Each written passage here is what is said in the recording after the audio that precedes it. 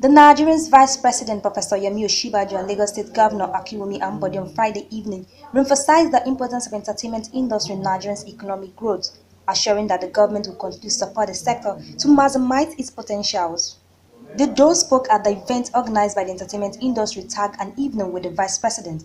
The event had in attendance scores of entertainers, including actors, comedians, musicians, among others.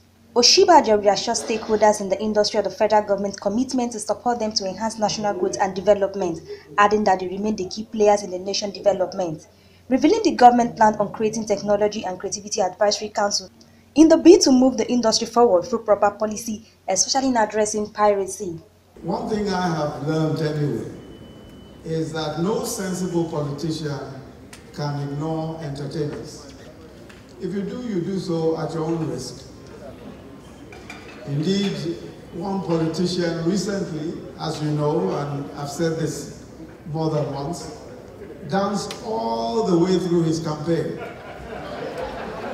and won 250,000 votes.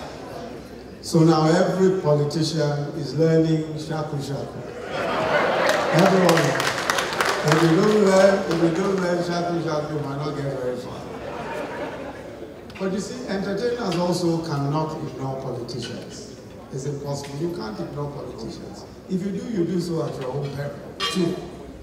Why? Politicians will soon take away all your business anyway. You heard the senator. He could very easily be anywhere making money as a comedian. And I'm sure that he's serious when he says so. But there are some who have even done better in music. I'm sure that after the release of Adekunle Anioje, many of you, after listening to Adekunle Anioje, I saw so many people trying to do all sorts of spin-offs of that Adekunle Anioje. But since then, the distinguished senator has moved on. Now he has released 2 other hits. One of them is Oh My Home. Oh my home, when shall I see my home? But that didn't succeed very much. Why? Because his home is PDP. So not too many people bought it. Yeah. But don't ever ignore the politician. It pleased the Vice President that some entertainers are in politics, hence urge everyone to participate in politics to make a change and difference. The Lagos State Governor Akiwumi Ambode said the state had remained the hub for entertainment and would continue to support the industry to grow the state's gross domestic product as well as Nigeria. He also called for synergy between the government and the industry in order to create a convergence with the culture of the city and promote tourism. Lagos has always been, the hub for entertainment, will remain the hub for entertainment, and whatever it is that we can do together to re-emphasize the fact that there's so much that we can use to grow our GDP using the entertainment industry, we need to keep on talking about it. So this is just one of the evenings, and like we've already been briefed, the Vice President has approved that this is going to be a free, sincere and frank conversation. So I reiterate that, and just what I've discussed with him. This is not new. We've done it before, or some other people have done it before. So what makes this evening totally different from other evenings that the entertainment industry has actually engaged government? So I just want to promise this time around that whatever it is that we have done as a government in the last 3.5 years, we've proven that the arts and the entertainment industry can actually create a convergence with the culture of the city and then promote tourism using that convergence to be able to grow the economy of Lagos. And we are proving that. So obviously, beyond our actions, there are still other things that have to do with the framework, the things that have to do with copyright issues, and the things that have to really do with access to capital to promote the entertainment industry. Speaking also at the event, Dr. Lakpabio assured the artists of government's readiness to help them on legislative issues, urging them to promote Nigerians' oneness as they are considered ambassadors of the country. Some of you are so popular outside this country that if you knew, you will package your country very well. Section 24 1 to 5 of the Nigerian Constitution enjoins you to do everything possible to ensure the integrity, the oneness and the integrity of this country. You are the Nigerian ambassadors. Forget the fact that we have not reached the El Dorado, but you are so popular.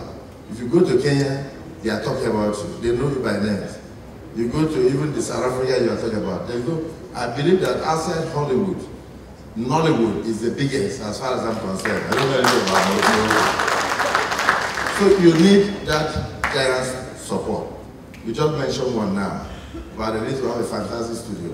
Whatever happened to Tinapa? Has any of you been to Tinapa? In Calabar?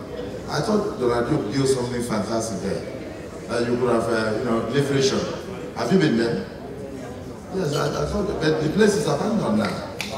I don't know what happened. So sometimes the problem of Nigeria is also maintenance. Because if you had liberation there, I believe a lot of these people you are talking about from outside would have used the place. Many of the artists who spoke at the event identified the challenges of the industry as piracy, distribution of artistic work, poor power supply, lack of infrastructure, censorship, licensing, and access to credit facilities. We have major issues. And to God be the glory, next year will make my 20th year in the industry. And I am so honored to have been called up to speak one or two things about this industry. I just wondered yesterday when they were sending bombs to America, all those American presidents, and one man was mentioned. I don't know if you were there or you listened. Robert De Niro. And I said to myself, this guy is an entertainer. This guy is an actor. Why would anyone want to send bomb to him? It's because America recognizes the importance of entertainment in the governance of the United States of America. Bringing it back home, to say we feel left away from so many things would be an understatement. The industry is suffering, sir.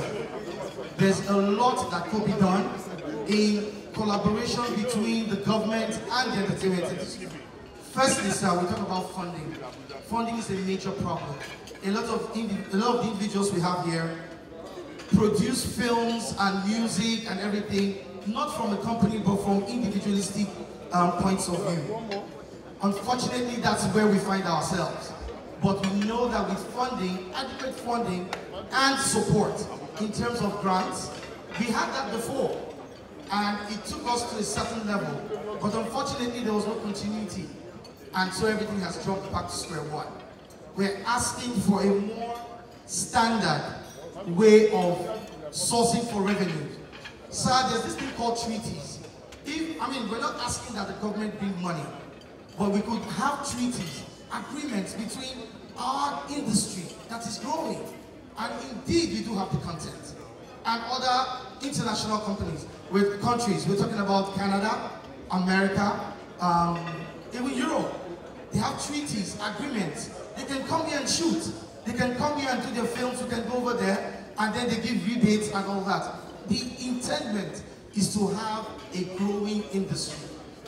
There's no denying the fact that Nollywood and the music industry has really taken Nigeria to its highest level. I always say this, no amount of governmental work can take the image of this country as far as entertainment has done.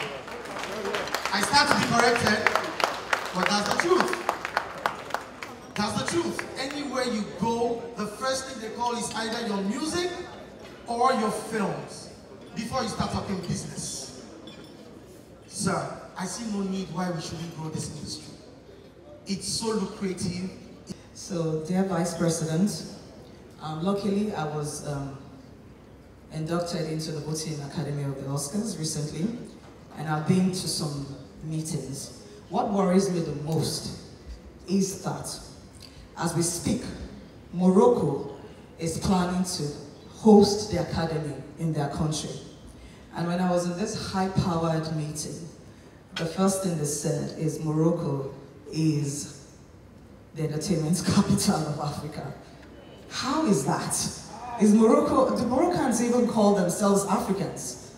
You know, and this is something that always happens to us. It's either they're taking things to South Africa or they're taking it to some other African country.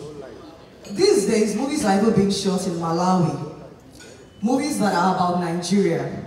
I was in a panel in the UN about Black Panther, and one of the questions we asked is, how do you shoot about Africa?